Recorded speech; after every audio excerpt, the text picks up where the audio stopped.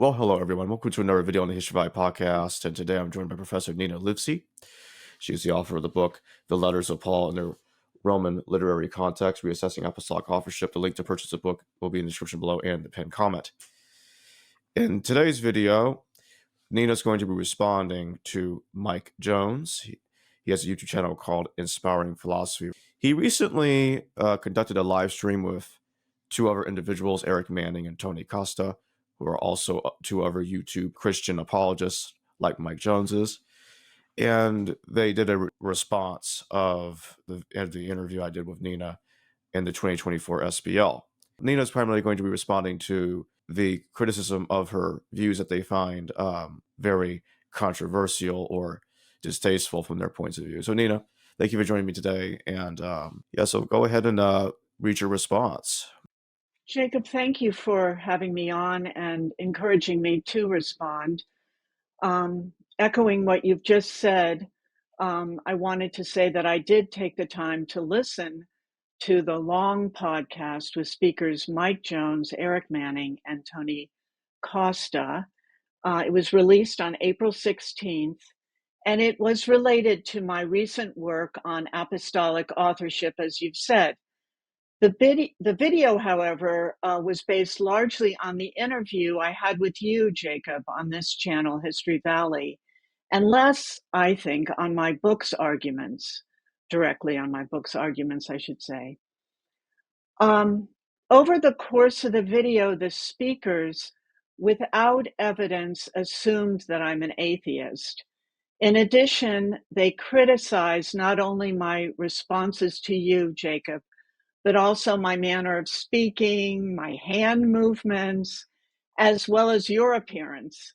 The personal attacks were base, gratuitous, and frankly, detracted from the effectiveness and the quality of their review of my arguments.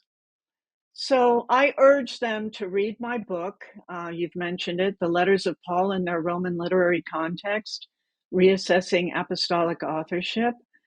In it, I feel they will find reasoned arguments.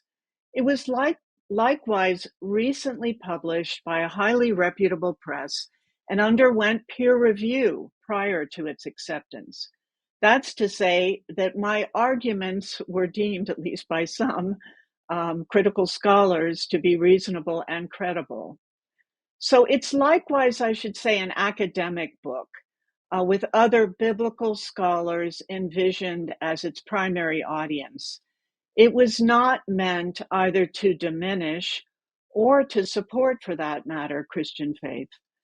The book analyzes the history of the arguments surrounding the authentication of Pauline letters, and it investigates various other historical aspects within and surrounding the letters. The book also picks up in medias res. That is to say, Pauline scholars have long considered that only 7 Pauline letters are authentic to Paul, and they've long regarded that the other 7, also attributed to him, are pseudonymous. The book has garnered attention because it disturbs a long-held paradigm. For reasons that I discussed elsewhere, I gradually came to doubt the reigning theory that 7 Pauline letters, were authored by the Apostle Paul. Since the field unquestionably relies upon this perspective, I found it important to test the theory's ongoing viability. I'm also not the first scholar to doubt the authenticity of Pauline letters. In the late 19th and early 20th century, scholars known as the Dutch radicals argued that none of the Pauline letters were authentic, that they were all pseudepigrapha. There's comfort in knowing that I'm not the first or the only person to have doubted the authenticity of the letters.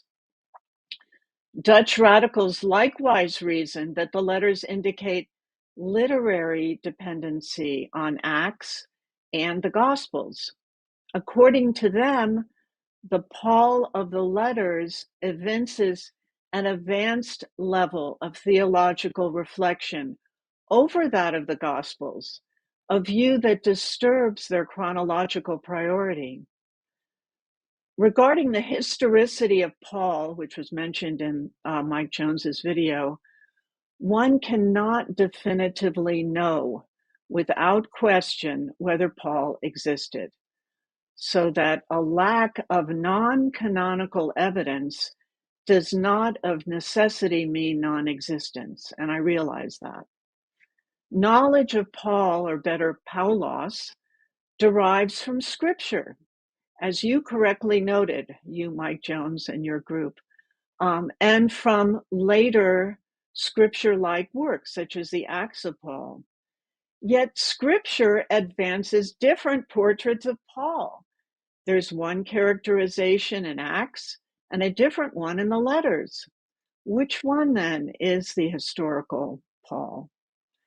The historical perspective, then, on Scriptures brings with it complications. It's not the simplest or most straightforward path, as you seem to suggest. Rather than try to fit the two different portraits of Paul together to satisfy historical concerns, I've instead adopted a literary lens for the letters and Acts and investigate various literary relationships between them, embracing the differences. Such a perspective allows for assessments of the development of the texts, including their relational dating. My interest is in the circumstances surrounding the development of canonical texts. And the other point that you mentioned is external evidence of Pauline letters. And this I also mention in the book. Scholars have long surmised that there was a collection of Pauline letters dated to 100 CE.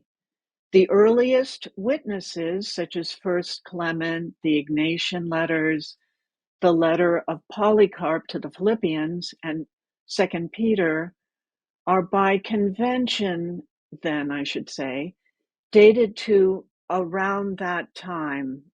They provide evidence of a collection of letters. And because they do, they necessitate, you might say, the emergence of those letters to around 100. However, there's no external evidence, extant living evidence, you might say, of a Pauline collection dated to 100. And in addition to that, in more recent scholarship that I delve into in the book, I find that those witnesses that I just cited, including First Clement, are now dated later. Scholars are doubting that 100 dating for the witnesses. So that relieves, if you will, the pressure to have a collection of Pauline letters dated to 100. And as I've said, there's no evidence for it. In my book, I land on Marcion's collection, which is thought to be dated to the mid-2nd century, as it appears to be the earliest firm evidence of the letters. And as I said in the beginning, the link to purchase the letters of Paul in a Roman literary context, reassessing apostolic authorship, will be in the description below and in the pinned comment if you want to get yourself a copy. And with that being said, thank you very much for joining me today, Nina. Thank you, Jacob. Thanks for allowing me to do this. Hello viewers, thanks for watching this video from the History Valley YouTube channel. Please don't forget to subscribe and hit the notification bell. And if any of you wish to further support this channel, please consider checking out this channel's Patreon page and becoming a patron, and or donate through PayPal or through Super Chat during your live stream. Thank you.